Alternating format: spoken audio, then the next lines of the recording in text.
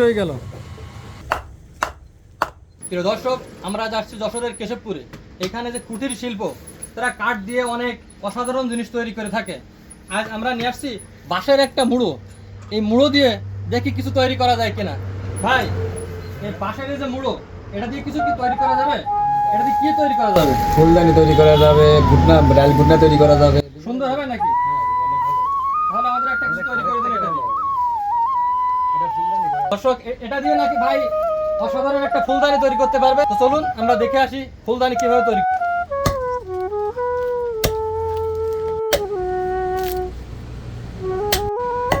এখন কি মেশিন লাগাবেন ভাই?